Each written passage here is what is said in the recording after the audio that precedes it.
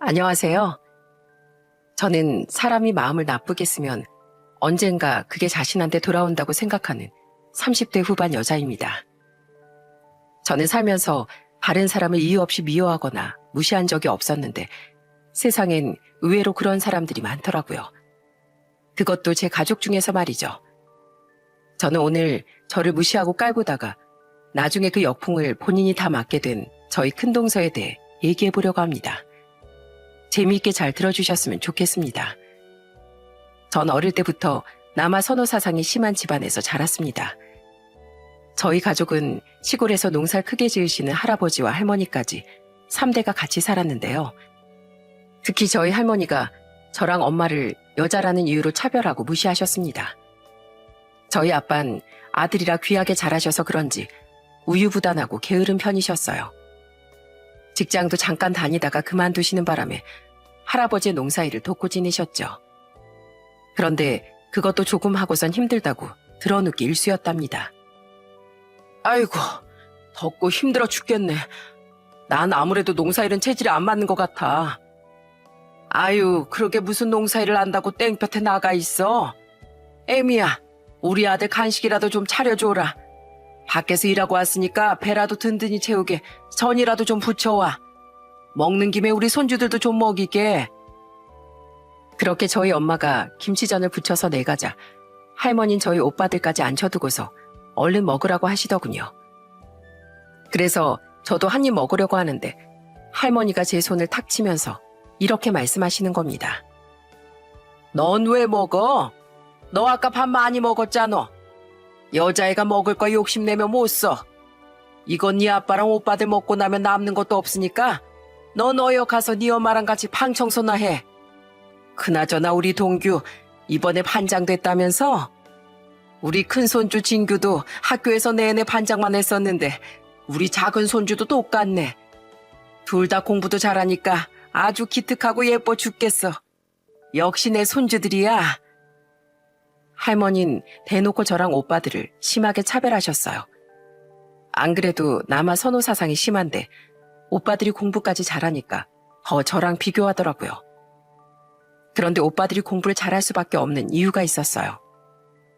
할머니가 오빠들한테만 학원도 여러 개 보내주고 돈을 쏟아부었거든요. 저한텐 학원의 학자도 꺼내지 말라고 하면서 말이죠. 너무 어렸을 때부터 계속 그렇게 자라다 보니 서러울 때도 많았습니다. 오빠들 초등학교 졸업식 땐 온 가족이 가서 사진도 찍고 맛있는 것도 먹고 하더니 제 졸업식 땐 딱 한 명만 왔거든요. 그건 바로 저희 엄마였습니다. 제가 엄마만 온 걸 보고 시무룩해 있으니까 엄마가 저한테 이렇게 말씀하시더군요. 신이야, 엄만 누가 뭐래도 우리 신이를 제일 예뻐하고 사랑하는 거 알지? 할머니 할아버진 여자보다 남자가 귀하다고 생각하는 옛날 분이시라서 오빠들만 예뻐하는 거야. 그런데 엄만 항상 우리 신이 편이니까 너무 속상해하지 말고 우리끼리 맛있는 거 먹으러 가자. 알았지? 그런데 저희 집에서 서러운 건 저뿐만이 아니었을 거예요. 저희 엄마도 할머니한테 시집살이를 많이 당하셨거든요. 한 번은 저희 아빠가 누워서 손가락만 까딱거리며 엄마한테 이러는 거예요. 여보, 나 입이 좀 심심한데 술상 좀 차려와. 당신이 좀 차려 먹어. 나 지금 집안일하고 있는 거 안 보여? 그러자 옆에 있던 할머니가 버럭 화를 내면서 저희 엄마한테 이러시더라고요. 애미 너 지금 하늘 같은 서방한테 무슨 말대꾸야? 남편이 술상을 차려오라고 하면 허뜩 일어나서 대령을 해야지. 어디서 남편 보고 알아서 차려 먹으라는 소리를 해. 얼른 그 무거운 엉덩이 떼고 안 일어나? 내 아들이 술상 가져오라잖아. 후딱 일어나서 차려와. 할머니는 맨날 누워서 놀고 있는 아빠 편만 들고 저희 엄마를 거의 식모로 생각하시는 것 같았어요. 저는 보다 너무 답답해 엄마한테 이렇게 얘기한 적도 있었습니다. 엄마, 도대체 엄마는 이런 집안에서 왜 사는 거예요? 엄마도 똑같은 사람인데 맨날 엄마만 구박받고 일하는 거 억울하지도 않아요? 에휴, 이게 다 엄마 복인데 어쩌겠니. 그렇다고 내가 너를 놔두고 네 아빠를 버리고 갈 수도 없는 거잖아. 그래도 그렇지. 맨날 엄마만 당하는 거 너무 보기 싫단 말이에요. 난 나중에 결혼하면 절대 엄마처럼 안 살 거예요. 엄마처럼 답답하게 안 살 거라고요. 그 이후에도 전 차별과 무시 속에서 한 살 한 살 나이를 먹어갔습니다. 오빠들이 공부를 할 때도 전 할머니가 시키는 집안일을 해야 했어요.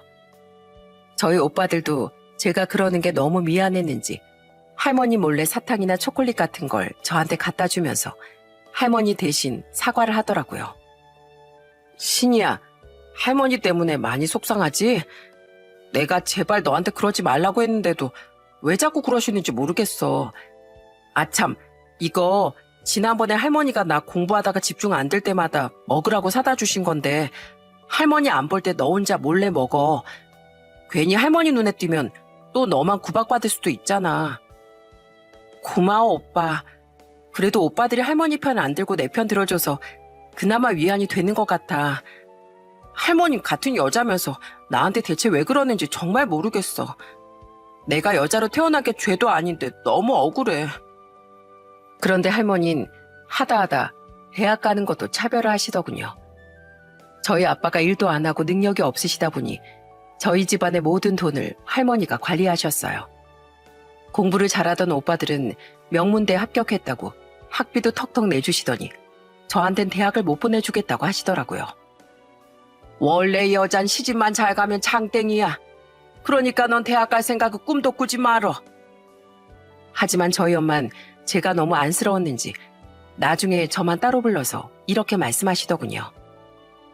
신이야, 걱정하지 마. 엄마가 너 꼭 대학에 보낼 거야. 엄마가 안 그래도 예전부터 돈 모으고 있는 게 있었거든.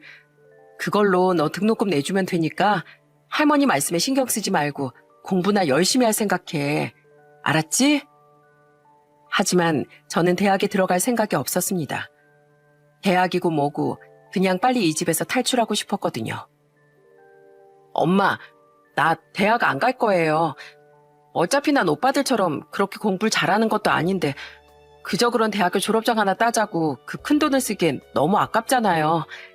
그러니까 그 돈은 그냥 엄마가 필요한 데 써요. 나 그냥 고등학교 졸업하자마자 공장에 들어가서 일할 거예요. 그래도 대학은 나와야 하지 않겠니? 돈 걱정 때문이라면 걱정 안 해도 된대도. 돈 때문이 아니라 진짜로 대학에 가고 싶은 마음이 없어서 그래요. 그나저나 엄마, 앞으론 제발 당당하게 할 말도 하고 할머니랑 아빠한테 당하고 살지 좀 마세요. 그동안은 우리가 어렸으니까 그랬다고 쳐도 이젠 엄마가 그렇게 숙이고 다닐 필요 없잖아요. 엄만 아빠의 아내지 식모가 아니라고요. 엄마가 계속 이렇게 답답하게 하면 나 나중에 서울 올라가서 일하더라도 엄마 보러 집에 안 올 거예요? 알겠죠? 제가 그렇게 말하자 저희 엄만 한참을 말이 없으시더니 제 손을 꼭 잡고 이렇게 말씀하셨어요. 미안하다. 엄마가 정말 미안해. 엄마 혼자 서러운 세월 다 겪었어야 하는데 너한테까지 겪게 만들어서 미안해. 엄마가 앞으로는 할 말도 하고 강해지려고 노력할게. 엄만 저한테 너무 미안하셨는지 눈물까지 흘리시더군요. 그 후에도 엄만 계속 저를 대학에 보내려고 하셨지만 저는 집을 나와야겠다는 생각이 확고했기 때문에 고등학교를 졸업하자마자 기숙사가 있는 공장에 들어가 일을 하기 시작했습니다. 그런데 그렇게 지내다 보니까 너무 편하고 좋더라고요. 일하느라 몸은 힘들지만 할머니의 잔소리를 듣지 않아도 돼서 너무 좋았어요. 여자고 남자고를 떠나서 제가 맡은 일만 열심히 했으면 됐으니까요. 그러다가 시간이 흘러 할머니와 할아버지가 차례대로 돌아가셨습니다. 그런데 원래 나이를 먹으면 여자가 남자보다 더 세진다고 하죠. 어느 순간부턴 집에 가면 상황이 역전되어 있더라고요. 더 이상 당하기만 하던 예전의 저희 엄마가 아니었어요. 한 번은 집에 갔는데 아빠가 또 들어누워서 엄마한테 이러시는 거예요. 여보, 나 배고픈데 밥 좀 차려봐. 배고프면 당신이 알아서 차려 먹어. 당신은 손이 없어, 발이 없어. 이 나이 먹도록 자기 밥도 혼자 차려 먹을 줄을 몰라? 뭐야, 당신 갑자기 왜 그래? 지금 신이 왔다고 갑자기 센 척하면서 나한테 이러는 거야? 센 척하긴, 센 척은 당신이 하고 있는 거겠지. 나가서 돈을 벌어오길 해? 아니면 집안일 하길 해? 우리 집안에 도움도 하나도 안 되는데 밥이라도 알아서 차려 먹어야지. 안 그러냐, 신이야? 맞아요, 아빠. 이젠 아빠가 좀 차려 드세요. 이제 할머니랑 할아버지도 돌아가셔서 아빠 편들어 줄 사람 없거든요. 그 오랜 세월 동안 엄마를 그렇게 부려먹었으면 이젠 아빠가 좀 알아서 할 때도 됐잖아요. 참나, 둘이 진짜 왜 이래? 치사하게 모녀끼리 짜고 나한테 이럴 거야? 그래요. 그동안 아빠가 할머니랑 할아버지랑 편먹고 우리 엄마 부려먹었으니까 이제 나랑 엄마랑 편먹고 살 거예요. 엄마랑 나랑 같은 편이니까 우리 하이파이브예요. 자, 하이파이브. 그날 전 엄마랑 하이파이브도 하고 깔깔거리며 한참 웃었답니다. 그런데 더 웃긴 건 남자라고 우대받으면서 자랐던 저희 오빠들도 아빠보다 엄마를 더 좋아했다는 거예요. 한 번은 저희 큰오빠가 회사에서 보너스를 받았다면서 엄마한테 용돈을 드리더라고요. 그러자 저희 아빠가 짜증을 내면서 큰오빠한테 이러시더군요. 진규 너, 네 엄마만 부모고 난 부모도 아니냐? 왜 나한테 용돈이 없어? 너 명문대 나와서 그렇게 좋은 직장 들어간 것도 내 덕분이잖아. 네가 누구 덕분에 대학교를 나왔는데? 아버지, 말씀을 하시려면 똑바로 하셔야죠. 저 대학교 보내준 건 아버지가 아니라 할머니잖아요. 그리고 아버지도 이제 좀 그만하세요. 우리 엄마가 평생 동안 시집살이 하면서 고생하고 사셨는데 미안하지도 않으세요? 이제 나이 드셨으면 가족 소중한 줄 알고 적당히 좀 하시라고요. 그러자 저희 아빠는 아무 말도 못하고 혼자 시무룩한 표정을 지으시더군요. 예전엔 할머니, 할아버지가 아빠 편을 들어줬는데 이젠 아무도 아빠 편을 안 드니까 예전처럼 자기 주장을 잘 하지 못하셨어요. 그때부턴 집에 가면 아빠가 앞치마 메고 설거지도 하고 집안일도 열심히 하시더라고요. 뭐야, 아빠 지금 설거지하고 계시는 거예요? 와, 우리 아빠가 웬일이래? 네 엄마가 이런 거라도 하지 않으면 밥을 안 주겠다는데 그럼 내가 어떡하냐? 남자 체면이 말이 아니지만 내가 힘이 없으니까 어쩔 수가 없지. 역시 우리 엄마 나이스. 엄마, 거봐요. 아빠도 집안일 할 수 있다니까요. 이제 우리 집 대장은 아빠가 아니라 엄마로 바뀌었네. 그렇게 저희 집안에 고질적으로 자리 잡았던 문제도 어느 정도 해소가 되었습니다. 그리고 시간이 흘러 저는 30대 중반에 지인의 소개로 남편을 만나 결혼을 하게 되었어요. 저희 남편은 저보다 3살 많은 평범한 직장인이었습니다. 그래도 제가 시댁복은 있는지 시부모님이 저한테 정말 잘해주셨어요. 시댁에 가기만 하면 저희 시어머니가 절 반겨주면서 이렇게 말씀하시더라고요. 아이고, 우리 작은 애 왔냐? 얼른 와서 이것 좀 먹어봐라. 내가 너 주려고 불고기 해놨는데 네 입맛에 맞을지 모르겠구나. 우와, 저 주시려고 불고기까지 직접 하신 거예요? 어머님, 정말 감사해요. 저 이거 냄새만 맡아도 밥 2그릇은 뚝딱 할 수 있을 것 같은데요? 그런데 시부모님이 저한테 잘해주실 때마다 그걸 못마땅하게 바라보는 사람이 한 명 있었습니다. 그건 바로 저희 형님이었어요. 몇 년 전에 시숙이랑 결혼해서 쌍둥이까지 낳아서 키우고 있는 형님이 툭하면 옆에서 궁시렁거리더라고요. 참, 오버하긴. 불고기가 다 거기서 거기지. 우리 어머님이 만들었다고 뭐 특별한 줄 아나? 그땐 조용히 혼잣말로 얘기하길래 별로 신경 쓰지 않았습니다. 그 이후에도 저희 시부모님은 저한테 정말 잘해주셨어요. 결혼하고 제 첫 생일 땐 시아버지가 생일 선물이라면서 저한테 옷 한 벌을 사주신 거예요. 저는 너무 좋아서 바로 그 옷으로 갈아입고 시아버지한테 보여드렸습니다. 아버님, 저 어때요? 잘 어울려요? 아버님은 어떻게 제 사이즈에 딱 맞는 옷을 사오셨어요. 역시 우리 아버님 센스쟁이셔. 내가 너 옷 사주려고 네 남편한테 사이즈 좀 물어봤지. 그나저나 마음에 드는 것 같아서 너무 다행이다. 내가 보기에도 그 옷이 너한테 아주 찰떡이다. 찰떡이야. 그러자 이번에도 형님이 옆에서 혼자 궁시렁거리더군요. 아휴, 누가 보면 무슨 시상식 드레스라도 입은 줄 알겠네. 겨우 옷 한 벌 가지고 왜 저렇게 유난이야? 저희 형님은 명문대 출신에다가 지금은 중고등학생을 대상으로 학원을 운영하고 있었어요. 그러다 보니 콧대가 높아서 사사건건 저를 마음에 들지 않아 하는 것 같더라고요. 그런데 한 번은 시댁에 갔더니 형님이 저한테 대뜸 이러는 거예요. 동서, 내가 지난번부터 궁금해서 그러는데 동선 어느 대학 출신이야? 참고로 난 대한민국에서 세 손가락 안에 들어가는 대학 나왔거든. 동선 어디 나왔는데? 저요? 전 대학 안 나왔는데요. 저 고등학교 졸업하자마자 바로 공장 들어가서 일했어요. 뭐라고? 그럼 고졸이라는 소리야? 네, 고졸이 뭐가 어때서요? 와, 난 동서가 고졸인 줄은 꿈에도 생각 못했네. 동서, 내가 학원 운영하는 거 알지? 내가 우리 학원에서 명문대 보낸 애들만 해도 수두룩한데. 그럼 동선 우리 학원 애들보다도 못한 거네? 그건 아니죠. 형님네 학원비 되게 비싸다면서요. 저도 그 정도로 돈 쏟아부었으면 당연히 명문대 들어갔을걸요? 저희 집도 할머니가 학원비랑 학비 대준 저희 오빠들은 명문대 들어갔거든요. 형님도 명문대 나오신 거 보니까 부모님께서 돈 꽤나 쓰셨나 봐요. 고졸이란 얘기에 절 무시하려고 했는데 제가 지지 않고 그렇게 말하니까 형님이 입을 꾹 다물더군요. 그런데 형님은 그 이후에도 계속 제 앞에서 쓸데없이 콧대를 세웠어요. 저희 남편이 시숙이랑 굉장히 사이가 좋았는데 한 번은 부부끼리 삼겹살에 소주나 먹자고 하더라고요. 그래서 넷이서 같이 삼겹살 집에 갔는데 형님이 또 팔짱을 끼고선 기분 나쁜 얼굴로 이러는 거예요. 아휴, 하필이면 삼겹살에 소주가 뭐야. 난 이런 것보다 고상하게 와인에다가 치즈 먹는 게 더 좋던데. 이런 건 동서한테나 잘 어울리지. 그러자 옆에 있던 시숙이 형님한테 이러시더군요. 당신 지금 뭐라는 거야? 당신 삼겹살에 소주면 환장하는 거 내가 다 아는데. 참나? 내가 언제 그랬어? 당신 왜 동서랑 서방님 앞에서 없는 얘기를 지어내고 그래? 딱 보니까 제 앞에서 또 고상한 척 하고 싶어서 그러는 것 같더라고요. 그래서 저는 형님한테 이렇게 얘기했습니다.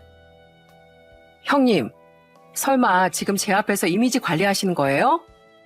에이, 가족끼리 그냥 솔직한 모습으로 편하게 지내면 되지. 뭘 내숭까지 떨고 그러세요. 어머머, 내가 무슨 내숭을 떨었다고 그래? 방금 아주버님이 그러셨잖아요. 형님 삼겹살에 소주면 환장하신다면서요. 형님, 자꾸 고상한 척 하시는 거 보니까 제 앞에서 잘 보이고 싶어서 그러시는구나? 그런데 형님, 전 내숭 떨고 고상한 척 하는 사람보단 소탈한 사람이 더 좋은데 어떡하죠? 그러자 형님은 기가 막히다는 듯 혼자 코웃음을 막 치더군요. 저는 그러든지 말든지 그냥 맛있게 삼겹살을 구워 먹었습니다. 형님은 자기 입으로 내뱉은 말이 있어서 배에서 꼬르륵 소리가 나는데도 삼겹살은 건드리지도 않더라고요. 그런데 그 이후에도 계속 형님은 저한테 툭하면 시비를 걸기 일쑤였습니다. 제가 워낙에 어릴 때부터 할머니한테 차별받으며 집안일을 많이 하고 살았다 보니까 명절 때도 굉장히 빠릿빠릿하게 움직이고 있었어요. 그런데 형님은 옆에서 구경만 하다가 저한테 갑자기 이러는 겁니다. 동서, 행동이 왜 그렇게 굼떠? 동서가 그렇게 느리니까 서방님까지 같이 나서서 일을 하잖아. 어머, 형님 눈이 좀 나쁘신 거 아니에요? 저 살면서 빠릿빠릿하고 부지런하다는 얘긴 들어봤어도 굼뜨다는 얘긴 처음 들어봐요. 그리고 저희 남편이랑 같이 하면 어때서요? 여자가 시집을 왔으면 남편을 떠받들 줄 알아야지. 명절 때도 이런 건 여자들이 다 알아서 하는 거야. 동서가 얼마나 부족했으면 참다 서방님까지 나서서 일을 같이 하겠어? 그리고 동서, 지난번부터 내가 뭔 말만 하면 따박따박 대드는데 이거 예의를 밥 말아먹은 거 아니야? 내가 형님인데 형님이 말하면 네네 하고 들을 줄 알아야지. 그렇게 말하는 형님을 보자 예전에 할머니가 저희 엄마한테 시집살이 시키던 그 모습이 떠오르더군요. 그런데 이번엔 옆에 계시던 저희 시어머니가 보다 못했는지 형님한테 한마디를 하시는 거예요. 큰애 너, 왜 자꾸 작은 애한테 시비를 거는 거야? 너 매번 이런 식으로 집안 시끄럽게 만들래? 아니, 시비 거는 게 아니라요. 그냥 동서가 행동도 굼뜨고 절 쳐다보는 게 재수 없으니까 그렇죠. 그리고 솔직히 살살 웃으면서 저한테 할 말 다 하는 것도 마음에 안 든단 말이에요. 작은 애가 너한테 쌍욕을 했냐? 아니면 소리를 지르기라도 했냐? 네가 쓸데없는 소리를 하니까 그거에 맞춰서 대답해 준 것뿐인데 도대체 뭐가 문제야? 그리고 내가 보기엔 작은 애가 너보다 훨씬 손이 빠른데 뭘 자꾸 굼뜨다는 거야? 너 자꾸 그렇게 쓸데없이 시비 걸지 말고 네 할 일이나 열심히 해. 알았어? 그러자 형님은 입이 대빨 나와선 저를 흘겨보더군요. 그런데 하도 형님이랑 저랑 마찰이 있다 보니까 저희 남편이랑 시숙이 저희를 화해시키겠다며 부부끼리 제주도 여행을 가자는 겁니다. 솔직히 형님하고 같이 가고 싶진 않았지만 남편이랑 시숙을 생각해서 일단 따라갔습니다. 그런데 역시나 관광지에서 제가 사진을 찍어주고 있었는데 형님이 제가 찍은 사진을 보더니 짜증을 버럭 내는 거예요.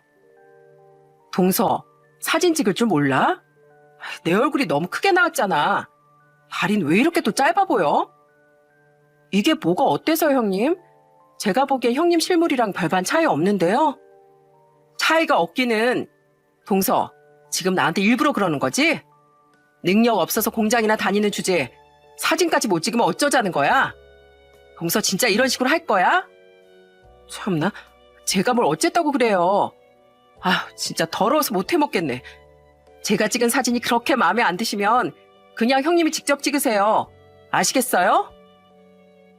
저는 그렇게 말하고선 들고 있던 형님의 휴대폰을 바위에 내려놓고 뒤돌아서 가기 시작했습니다. 그러자 저희 남편이 달려와서 저를 붙잡더라고요. 여보, 이렇게 그냥 가는 거야? 아이, 몰라.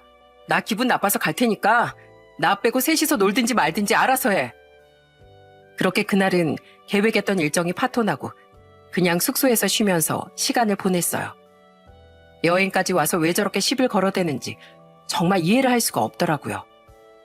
다음 날에도 형님하고 얼굴 마주치기 싫었는데 여행을 계획한 남편과 시숙을 봐서 겨우 기분을 풀고 밖으로 나갔습니다. 다 같이 점심을 먹자길래 저는 제가 생각한 메뉴를 한번 얘기해봤어요. 그럼 우리 오늘 점심엔 보말죽 먹으러 가는 거 어때요? 보말도 제주도 유명한 음식 중에 하나잖아요. 여기 근처에 보말죽 맛집이 하나 있대요. 그러자 형님이 또 제 말을 무시하고 이렇게 얘기하더군요. 보말죽은 무슨 보말죽이야. 그냥 갈치조림이나 먹으러 가. 형님, 어제도 갈치조림 먹었잖아요. 놀러 왔으면 이것저것 다양하게 먹어보는 맛이 있어야지. 어제 먹었던 걸 또 먹자고요? 내가 먹고 싶어서 그래. 내가 갈치조림이 먹고 싶다니까. 아휴, 그럼 형님은 갈치조림 먹으러 가세요. 그렇게 갈치조림만 연속으로 먹다가 형님 몸에서 비린내 나겠네요. 여보, 우리 그냥 따로 다니자. 나 형님이랑 너무 안 맞아서 안 되겠어. 결국 저희는 둘째 날부터 아예 따로 다니게 되었습니다. 화해도 손뼉이 맞아야 하는 거지. 형님이 저런 식으로 나오는데 무슨 화해를 하겠어요.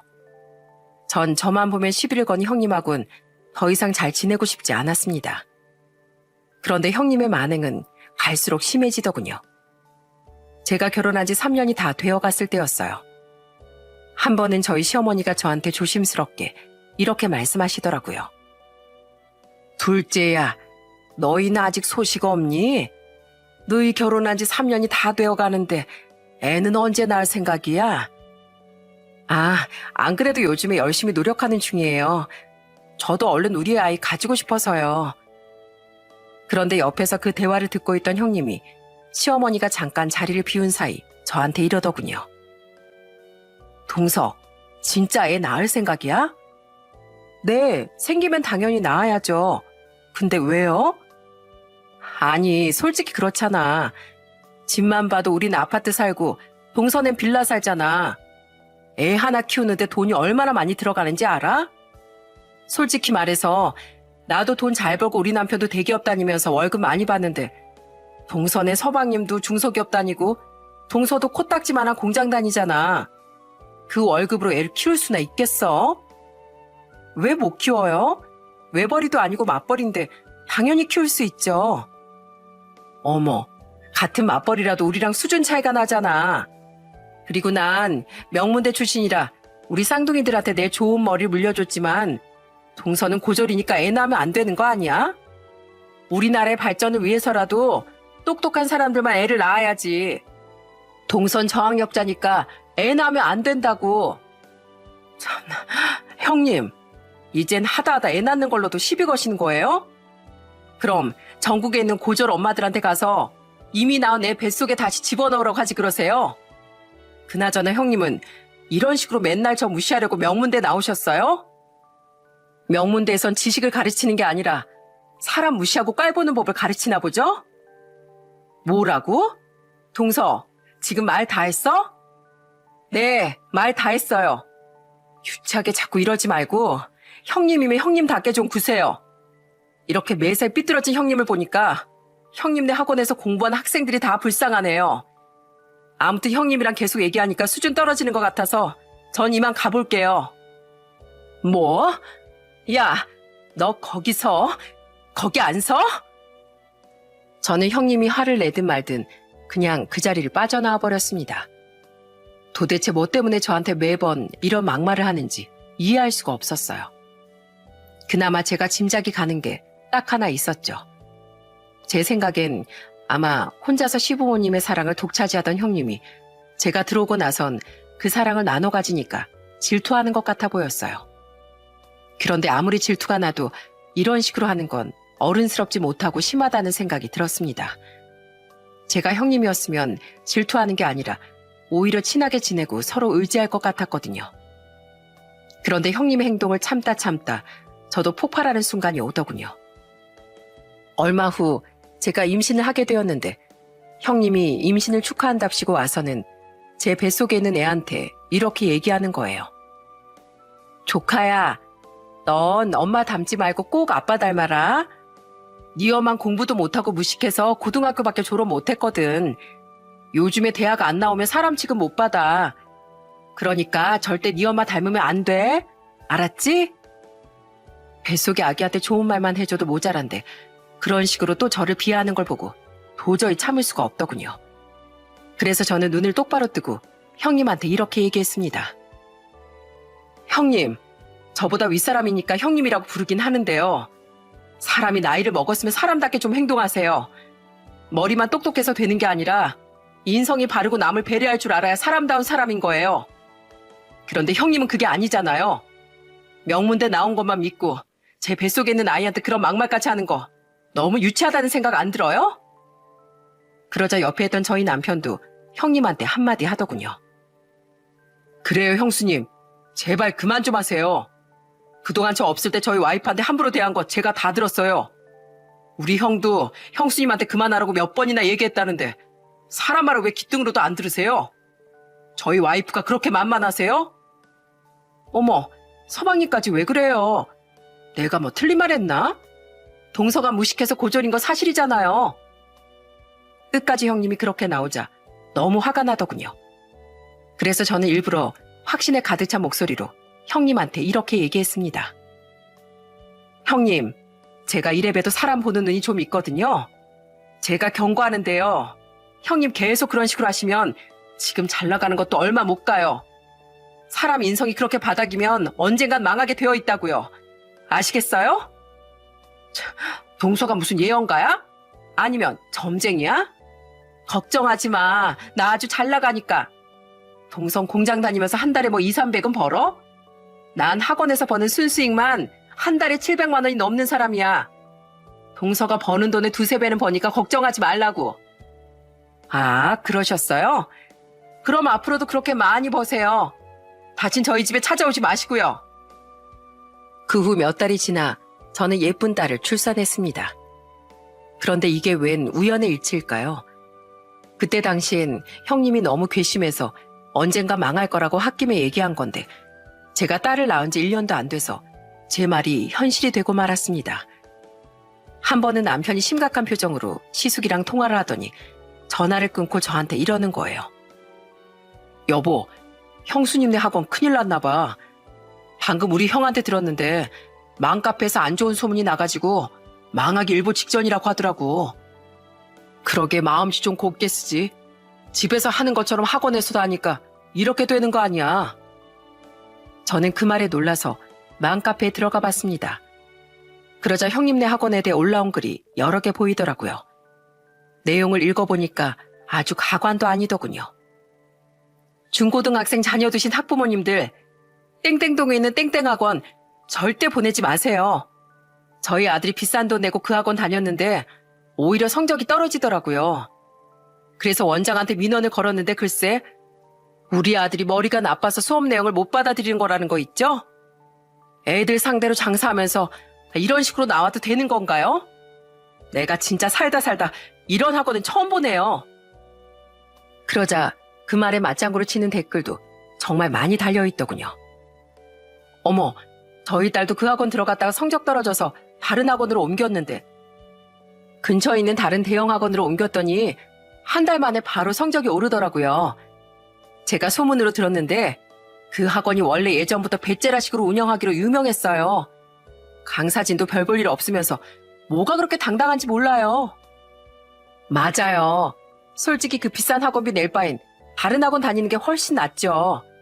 거기 원장이 처음 등록할 때만 잘해주고 막상 등록하고 나면 애들 관리도 안 해주는 걸로 아주 유명하거든요. 애들을 돈으로만 보는 건지 저도 거기에 우리 애 잠깐 보냈다가 후회했다니까요. 알고 보니까 주변에 대형 학원들도 많이 생기던 와중에 형님이 막무가내로 운영을 하다가 이미지가 완전히 나빠진 것 같더라고요. 여러분들도 아시겠지만 원래 맘카페 입소문이 엄청 무섭잖아요. 맘카페에서 한번 그렇게 안 좋은 소문이 돌기 시작하니까 형님네 학원에 다니고 있던 학생들이 다 학원을 그만두고 다른 학원으로 옮기고 있다고 하더군요. 그런데 얼마 후 시어머니 생신이라 시댁에 갔는데 형님은 오지도 않는 거예요. 그래서 제가 시숙한테 이렇게 물어봤습니다. 아주버님, 형님은 왜 안 오셨어요? 오늘 어머님 생신인 거 모르세요? 아유, 그 인간 지금 우리 어머니 생신이고 뭐고 학원 난리 난 거 수습하느라 정신 없어요. 그러게 학원 운영할 깜냥도 안 되면서 왜 그런 걸 해가지곤. 아무튼 재수씨, 그 인간 일은 신경 쓰지 말고 그냥 오늘은 우리끼리 재밌게 보냅시다. 우리 어머니 생신인데 우울하게 그런 얘기 할 필요 없잖아요. 그래서 그날은 그냥 형님은 신경 쓰지 않고 나머지 시댁 식구들과 즐겁게 보냈습니다. 그런데 한 달쯤 지났을 때였어요. 갑자기 시숙이 술을 먹고 저희 집에 찾아온 거예요. 시숙은 한숨을 푹푹 내쉬면서 저희 남편한테 이렇게 얘기하더라고요. 내가 우리 부모님한테 말씀드리기도 창피하고 터놓고 얘기할 사람은 너밖에 없어서 이렇게 찾아왔다. 재수씨, 이렇게 갑자기 찾아와서 미안해요. 너무 속상하고 답답해서 누구한테라도 얘기하고 싶었어요. 괜찮아요, 아주버님. 그런데 무슨 일이세요? 도대체 무슨 일이 있으시길래 이렇게 술을 잔뜩 먹고 저희 집에 오신 거냐고요. 그러자 시숙은 우울한 표정으로 저랑 남편에게 그동안 있었던 일에 대해 얘기해주기 시작했습니다. 시숙이 저희 집을 찾아온 건 다름 아닌 형님 때문이었어요. 사실 애들 엄마가 그동안 학원 운영하면서 적자가 심했어요. 학원 운영하는 내내 집에 돈을 가져와 본 적이 거의 없었던 것 같아요. 안 그래도 매달 적자 나는 거 메꾸느라 바빴는데 이번에 맘카페 그렇게 소문이 다 나는 바람에 완전히 망해버렸다고요. 뭐라고요? 아니, 지난번에 형님이 저보고 매달 순수익이 700만 원은 된다고 그랬었는데 그럼 그게 사실이 아니었다는 거예요? 700만 원은 무슨, 그거 다 잘난 척하고 싶어서 허세 부린 거예요. 하도 적자만 나니까 제가 학원 좀 접으라고 예전부터 얘기를 했는데 원장 노릇은 하고 싶었는지 절대 안 그만두더라고요. 게다가 저희 애들 장모님께서 봐주셔서 애 봐주는 값으로 다달이 200만 원씩 드렸거든요. 아무리 제가 대기업 다니고 월급을 많이 받는다고 해도 완전히 밑빠진 독에 물붓기였어요. 아휴, 그런데 저 혼자 그렇게 아둥바둥하면 뭐하나요? 그 인간은 돈도 못 벌면서 맨날 사치 부리기나 하고 집안일도 하나도 안 하고 지냈다고요. 알고 보니까 형님이 매달 700만 원 이상 번다는 건 다 뻥이었고 학원에서 나는 적자와 쌍둥이들 키워주는 비용까지 전부 다 시숙이 혼자 부담했다고 하더군요. 그런데도 시숙은 집에서 제대로 된 남편 대접도 받아본 적이 없었대요. 아침엔 빵 조각 먹고 퇴근하고 나선 라면 먹는 게 일상이었답니다. 게다가 형님은 집안일조차도 손도 대지 않았다고 하더군요. 그런데 더 어이없는 건 뭔 줄 아세요? 이번에 학원이 완전히 망하게 생기니까 아예 저 몰래 아파트 대출까지 받았더라고요. 내가 그동안 그 인간이 집안 분위기 흐릴 때마다 그래도 애들 엄마라서 참았는데 이제 더 이상은 못 참겠네요. 우리 애들 그냥 내가 키우고 그 여자랑 이혼하려고요. 그러자 옆에 있던 저희 남편이 시숙을 위로하면서 이렇게 얘기하더군요. 형, 그동안 많이 참았으니까 이제 형이 하고 싶은 대로 해. 나도 솔직히 형수님 예전부터 마음에 안 들었어. 맨날 자기 명문대 나왔다고 잘난 척만 하고 사람 무시하는 것밖에 할 줄 모르는 사람이잖아. 그러니까 그냥 속 시원하게 이혼하고 이제부턴 애들만 바라보면서 살아. 난 형 편인 거 알지? 그래요, 아주버님. 저도 아주버님 편이에요. 저 솔직히 아주버님처럼 착하고 능력 있는 사람이 형님이랑 사는 거 이해 못했었어요. 그런데 지금 보니까 형님은 제가 아는 것보다 더 질이 안 좋은 사람이었네요. 아주버님, 저희가 옆에서 응원할 테니까 힘내세요. 아셨죠? 고마워요, 재수씨. 고맙다, 제자야. 그렇게 시숙은 형님에게 이혼을 통보하게 되었습니다. 솔직히 저는 시숙이 정말 많이 참았다고 생각해요. 저 같으면 그렇게 인성이 나쁜 여자하고는 한순간도 같이 못 살 것 같았거든요. 그런데 얼마 후 시댁에서 모일 일이 있었는데 형님이 말도 없이 시댁에 찾아와선 소리를 지르고 발악을 하기 시작하더군요. 당신 나한테 이혼 얘기 꺼냈다고 이제 어머님 댁도 혼자 간다 이거야? 내가 당신이랑 순순히 이혼해 줄 것 같아? 이혼 안 해주면 어떡할 건데? 내가 소송이라도 걸어서 이혼할 거니까 당장 나가. 당신 이제 우리 집안 식구도 아니니까 여기서 나가라고. 참나, 내가 왜 이 집안 식구가 아니야? 나 이 집안 큰며느리거든? 어머님이 말씀 좀 해보세요. 애가 둘이나 있는데 이런 식으로 쉽게 이혼하는 게 말이 돼요? 어머님 아들이니까 어머님이 설득 좀 해보시라고요. 하지만 저희 시어머니도 그동안 형님의 행동을 봐오셨기 때문에 절대 형님의 말에 넘어가지 않으시더군요. 오히려 크게 화를 내시면서 형님한테 이렇게 말씀하셨어요. 넌 우리 아들이 이만큼이나 참은 걸 다행으로 알아. 솔직히 너 우리 아들이랑 결혼하고 나서 아내 노릇, 며느리 노릇 제대로 한 적이나 있니? 내가 그래도 처음 얻은 며느리라고 몇 년 동안은 잘해줬는데 넌 항상 네 멋대로 행동하면서 너 하고 싶은 대로만 살았잖아. 어머님, 그게 무슨 말씀이세요? 어머님은 제 편 들어주셔야죠. 진짜 이러실 거예요? 내가 네 편을 왜 들어? 내 아들이라서가 아니라 객관적으로 봐도 너 같은 거 며느리로서 빵점이야. 그리고 너 작은 애한테도 맨날 시비 걸고 무시하고 그랬지? 내가 혼내는 것도 한두 번이지. 어른이 말을 하면 들어야 될 거 아니야? 네가 그렇게 마음씨 나쁘게 쓰니까 학원도 그렇게 되고 이혼까지 당하는 거야. 알겠어? 아니, 제가 뭘 어쨌다고 그러세요. 진짜 이 집안에 내 편 하나도 없네. 아버님이라도 이 일 좀 말려주세요. 큰아들 꼭 이혼나 만드셔야겠어요? 그러자 이번엔 시아버지까지 형님한테 호통을 치시더군요. 내 아들을 차라리 이혼남으로 만드는 게 낫지. 너 같은 애랑 같이 살라고 못하겠다. 너 이제 우리 집 며느리 아니니까 당장 여기서 나가라. 당장 나가지 못해? 아버님, 진짜 너무하세요. 다들 너무하신다고요. 그렇게 형님은 시댁에서 쫓겨나게 되었습니다. 평소에 행실이 워낙에 안 좋아서 아무도 형님 편을 안 들더라고요. 결국 희숙은 형님과 이혼을 하고 애들은 저희 시부모님이 봐주시게 되었어요. 그런데 전 형님은 성격만 나쁜 게 아니라 모성애도 없는 건지 이혼하고 나서 애들을 보러 한 번도 안 오더군요. 한 번은 저희 시어머니가 너무 속상하셨는지 눈물을 보이신 적도 있었어요. 아휴, 나쁜 거. 그래도 지 자식들인데 보고 싶지도 않을까. 엄마라는 사람이 어떻게 지 자식들 보러 한 번도 안 올 수가 있어? 어머님, 너무 속상해하지 마세요. 형님은 그냥 원래 그런 사람인 거예요. 우리 조카들한테도 형님 같은 엄만 없는 게 나을 수도 있어요. 그래도 아주버님이랑 어머님, 아버님이 워낙에 훌륭하신 분들이니까 우리 조카들 부족함 없이 잘 클 수 있을 거예요. 저도 옆에서 많이 도와드릴게요. 내가 며느리 둘을 봤는데 어쩜 이렇게 둘이 극과 극일 수가 있는지. 큰애 걔가 널 반만 닮았어도 우리 집안이 훨씬 행복했을 거다. 그랬으면 우리 손주들이 이렇게 엄마 없이 클 일도 없었을 거라고. 저도 조카들을 찾아오지 않는 전 형님이 너무 괘씸하더군요.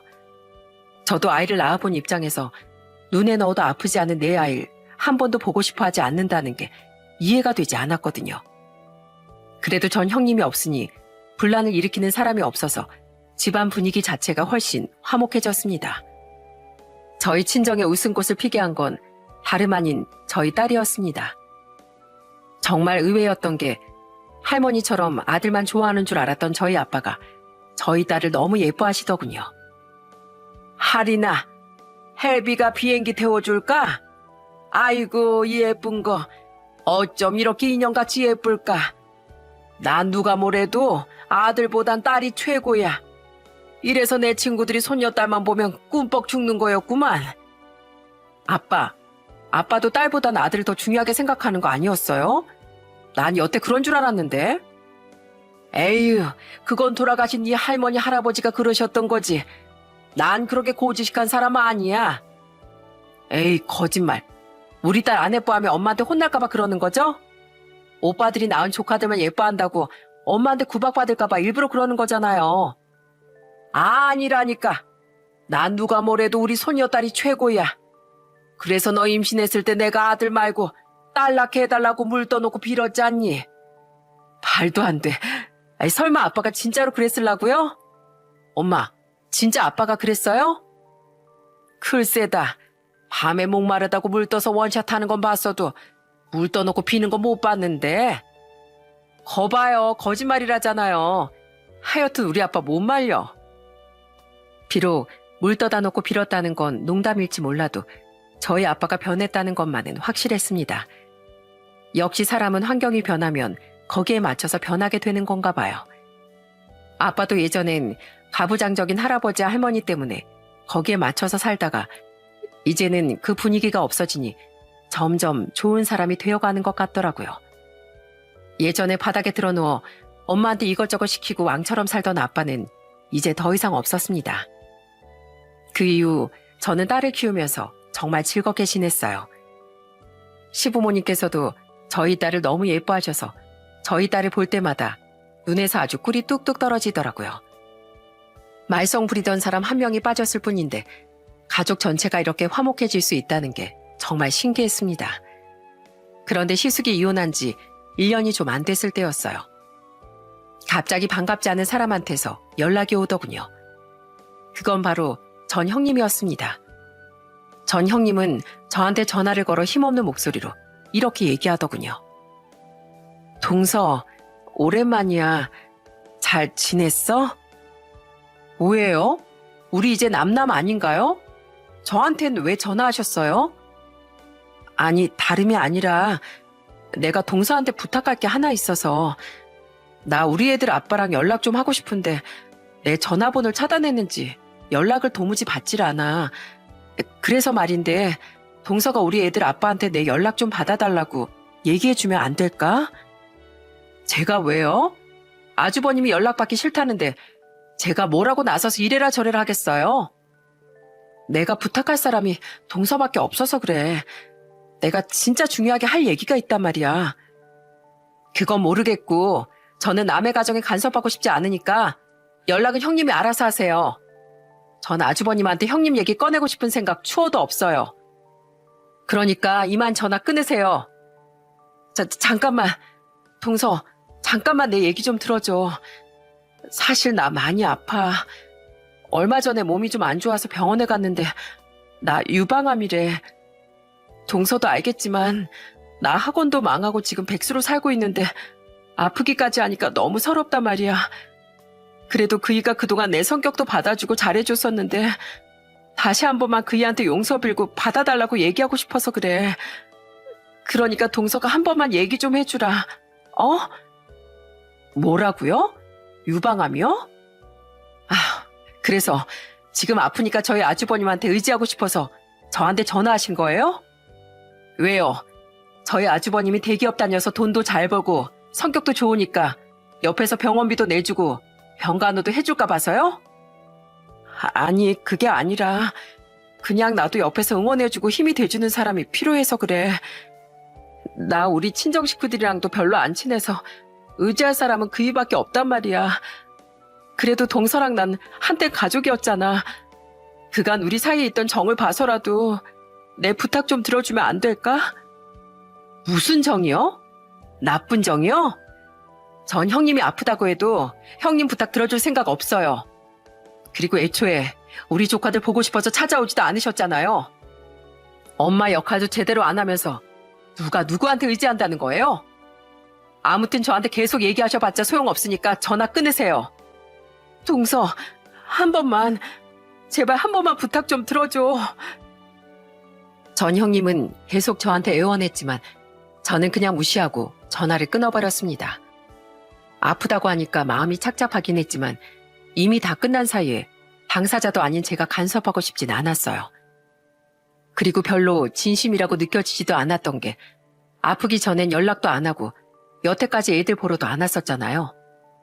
그런데 이제 아프고 서럽고 돈도 없으니까 대기업 다니는 시숙이 아쉬워서 이러는 것 같았어요. 저희 시숙이 얼마나 성격도 좋고 마음이 넓은 사람인데 자기 마음대로 행동하다가 복을 차버린 사람이 이제 와서 후회하며 뭐하나요? 아마 전 형님은 평생 저희 시숙 같은 남자를 다시 만날 일은 없을 겁니다. 그래도 유방암이 다른 암에 비해 완출이 높다고 해서 다행인 것 같아요. 전 형님이 괘씸하고 믿긴 하지만 그래도 사람의 목숨은 중요한 거잖아요. 아무리 미워도 우리 조카들 엄마인데 전 형님이 병마와 잘 싸워서 이겨냈으면 좋겠어요. 만약에 전 형님이 이 사연을 듣고 있다면 씩씩하게 병을 이겨내고 제발 그 성격 고쳐서 조카들한테 부끄럽지 않은 엄마가 되어주었으면 좋겠습니다. 여러분, 요즘 저는 모든 게 다 제자리로 돌아왔다는 생각이 들어요. 남아 선호 사상에 찌들어서 저희 엄마 부려먹기만 하던 아빠도 이제 정신을 차리셨고 집안에 분란만 일으키던 전 형님도 더 이상 시댁에서 볼 일이 없으니까요. 저는 앞으로 저희 딸을 열심히 키우면서 가족들이랑 지금처럼 계속 행복하게 살고 싶습니다.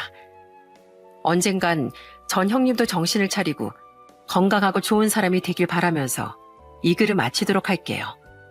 여러분, 요즘 날씨가 너무 덥고 습한데 건강 유의하시고 항상 웃음이 가득한 하루 보내시길 바랍니다. 끝까지 들어주셔서 정말 감사합니다.